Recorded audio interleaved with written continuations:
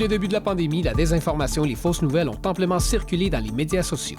C'est sur la télé s'est entretenu avec le député fédéral de Vaudreuil-Soulanges, Peter Shefki, qui nous fait part de son point de vue sur la situation. Il y a beaucoup de fausses informations qui circulent sur Facebook et d'autres médias sociaux. Et ils vont prendre pour acquis que c'est de la vraie information parce que peut-être c'était un ou une de ses amis qui ont partagé ça. Donc, notre travail en tant que député, au niveau fédéral comme moi, ou même mes homologues au niveau provincial, Marilyn Picard ou Marie-Claude Nichols, on se trouve avec une augmentation des courriels, des appels, des messages sur Facebook concernant des théories conspiratoires. Donc, je peux vous dire à peu près 25 à 30% de tous les courriels que je reçois, c'est une question par rapport à une théorie conspiratoire. Il y en a plusieurs qui circulent présentement et on fait de notre mieux pour répondre à ces questions-là et de partager de la vraie information.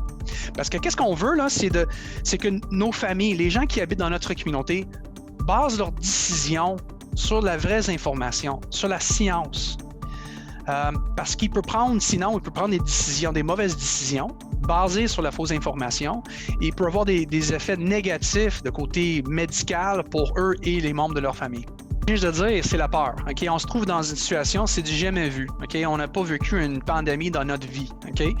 Donc, il y a de la peur, les gens sont fâchés, sont frustrés. Donc, tout ajoute sur tout ça. On a des théories conspiratoires concernant la technologie 5G.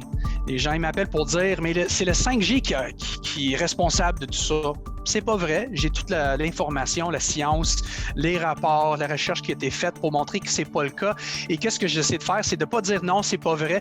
J'essaie aussi de partager les liens, puisque les gens pourraient aller voir eux-mêmes la science et la recherche qui a été faite pour montrer que c'était pas vrai. Il y a une autre théorie conspiratoire concernant la Chine et le fait que c'est à la Chine qui ont fabriqué cette virus dans un laboratoire à quelque part.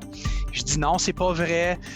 En effet, les États-Unis, les agences d'intelligence aux États-Unis et plusieurs d'autres pays ont montré clairement puis ont dit publiquement que c'est pas vrai. Parce qu'il y avait des cas de violence. Okay? Il y a les membres de notre communauté d'origine chinoise. Les gens sont fâchés contre eux grâce à ces théories conspiratoires. Donc, ma job, là, c'est vraiment d'essayer le plus possible avec les ressources qui sont disponibles présentement, et je peux vous dire, sont limitées.